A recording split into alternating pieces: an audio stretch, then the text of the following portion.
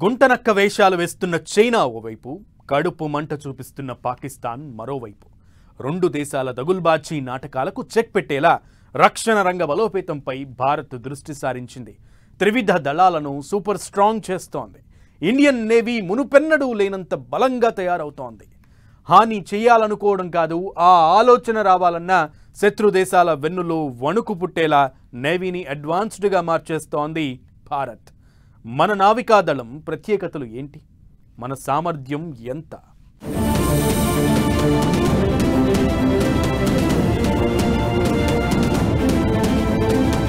తిరుగులేని శక్తిగా Indian navy, శత్రు దేశాలకు వణుకు పుట్టించే బలం.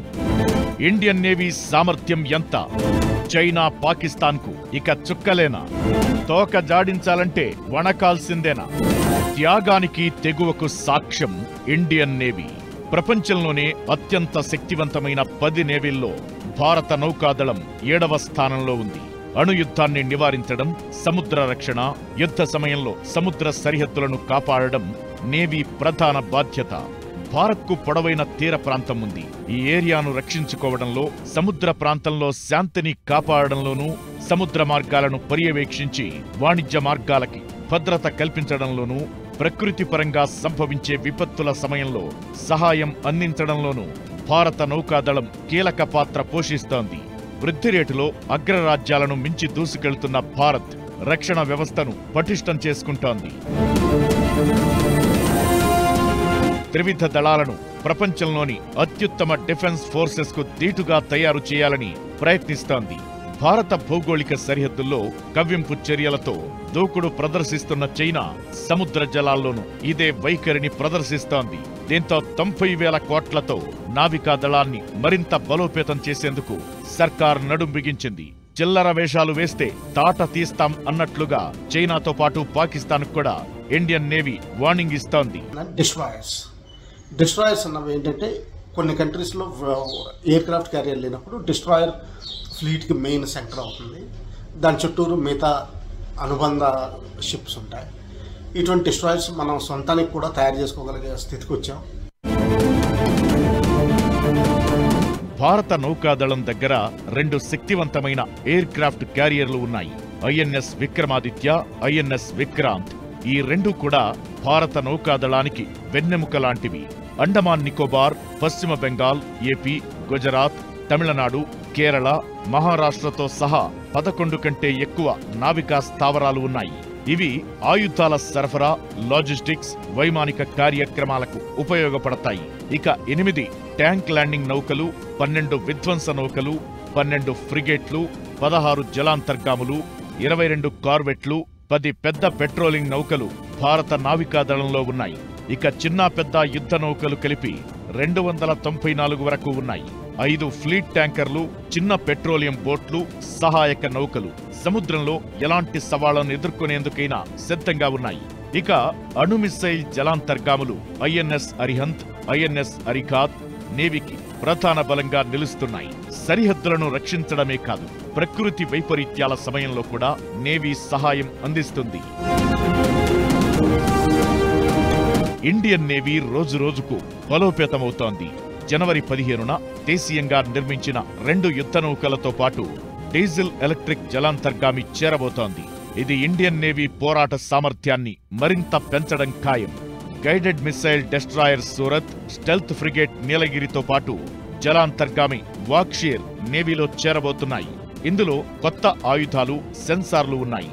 ఈ 3 కూడా స్వదేశంలోనే తయారయ్యాయి.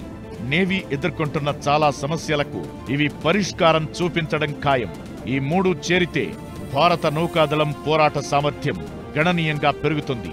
ప్రాజెక్ట్ 17A కింద నిర్మించిన 7 యుద్ధ నౌకల్లో నీలగిరి ఫ్రిగేట్ మొదటిది. శత్రువు రాడార్ పరిధి నుంచి దాక్కోవడం దీని స్పెషాలిటీ. ఇక ప్రాజెక్ట్ 15B కింద నిర్మించిన lead destroyer Surat. Kolkata class డెస్ట్రాయర్లకు ఇది అప్డేటెడ్ వెర్షన్. ఇక అన్నింట్లో కీలకమైంది వాక్షీర్ సబ్మెరైన్. ప్రాజెక్ట్ 75 కింద డెవలప్ చేసిన స్కార్పెన్ క్లాస్ జలాంతర్గాముల 6వ మోడల్ ఇది. ప్రపంచంలోని అత్యంత నిశ్శబ్దమైన బహుముఖ డీజిల్ ఎలక్ట్రిక్ జలాంతర్గాముల్లో ఒకటి.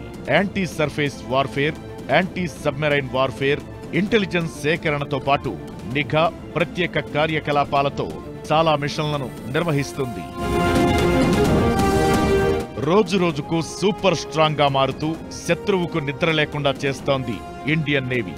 1612లో ఈస్ట్ ఇండియా కంపెనీ భారత నావికాదళాన్ని స్థాపించింది. అప్పట్లో దీన్ని రాయల్ ఇండియన్ నేవీ అనేవాళ్లు. స్వాతంత్ర్యం వచ్చిన తరువాత నౌకాదళాన్ని టోటల్ గా రీబిల్డ్ చేశారు. ఇప్పుడు భారత నౌకాదళం ప్రపంచంలోనే అత్యంత బలమైన సైన్యంగా ఎదిగింది. శక్తివంతమైన ఎయిర్ క్రాఫ్ట్ క్యారియర్లు, న్యూక్లియర్ సబ్మెరైన్లు మాత్రమే కాదు, దాదాపు 58,000 సిబ్బంది అనుక్షణం కెరటాల హోరు మధ్య గస్తీ కాస్తూ అడుగు పెట్టడం కాదు కదా, శత్రువు కంటి చూపు కూడా దేశం మీద పడకుండా చూడడంలో కీలక పాత్ర పోషిస్తోంది.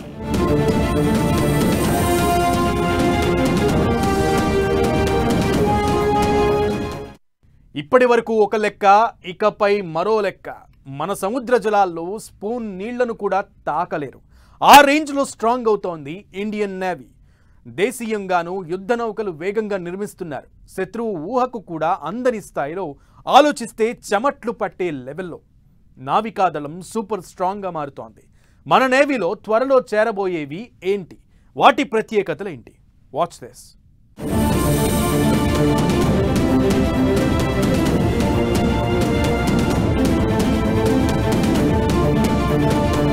పూర్తిగా అడ్వాన్స్డ్ స్టేజ్కి మన నేవీ. శత్రువు ఊహించలేని ఆయుధాలు. నేవీలో కొత్తగా చేరబోయేదేంటి? ఐఎన్ఎస్ అరిహంత్, ఐఎన్ఎస్ అరిఘాత్తో పాటు ఐఎన్ఎస్ అరిధమన్ పేరుతో నిర్మిస్తున్న ఈ భారీ అణుశక్తి జలాంతర్గామి త్వరలో నౌకాదళ అమ్ముల పొదిలోకి చేరబోతోంది.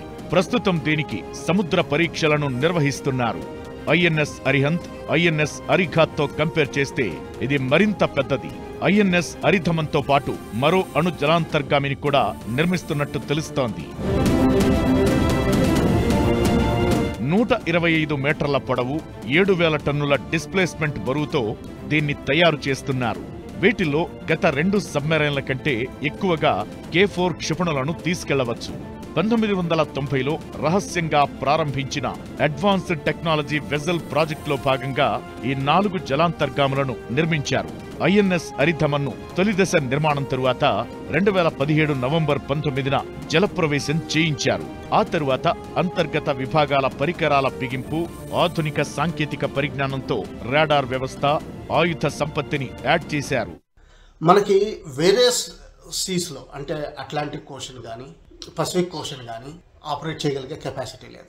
ఒకవేళ క్వాడ్ కంట్రీస్లో చేరితే మాత్రం మనకి పసిఫిక్ ఓషన్లో కూడా ఆపరేట్ చేయగలిగే కెపాసిటీ కావాలి. దీనికి కేవలం ఫ్లీట్స్ ఉంటే సరిపోదు, మనకి రిప్లెనిష్మెంట్స్ ఎక్కువ కావాలి. తర్వాత ఈ ఏరియాస్లో చాలా చిన్న చిన్న ఐలాండ్స్ ఉంటాయి, వాటికి సర్వే రిపోర్ట్స్ కావాలి. అంటే ఏంటంటే మనకి సర్వే షిప్స్ కూడా చాలా కావాల్సి ఉంటుంది. త్వరలో ఫ్రాన్స్ నుంచి రాఫెల్ ఎం యుద్ధ విమానాల్ని కొనుగోలు చేయబోతున్నారు.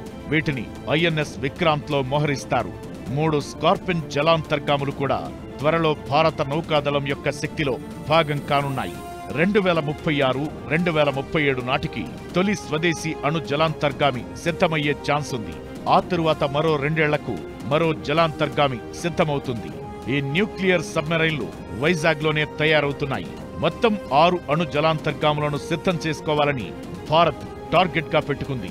రాబోయే 10 ఏళ్లలో 95 నుంచి 100 యుద్ధ నౌకలను సిద్ధం చేసి సముద్రంపై మరింత నిఘా ఏర్పాటు చేయాలని డిసైడ్ అయింది. 2030 నాటికి భారత నావికాదళం 155 నుంచి 160 యుద్ధ నౌకలను కలిగి ఉండే ఛాన్స్ ఉంది. ఇక వివిధ ప్రాంతాల్లో 63 యుద్ధ నౌకల నిర్మాణం శరవేగంగా జరుగుతోంది.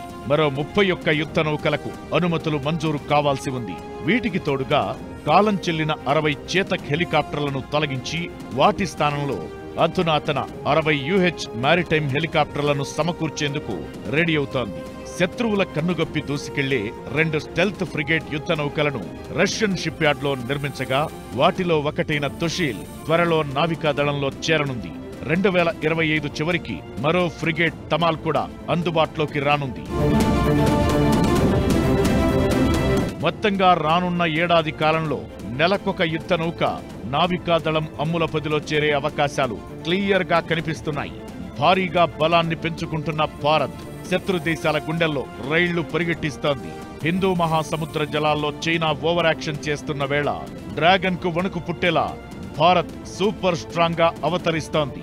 ఇకపై ఇండియా వైపు సముద్ర జలాల మీదుగా కుట్ర చేయడం కాదు కదా, ఆ ఆలోచన రావాలన్నా వణికిపోవాల్సిందే.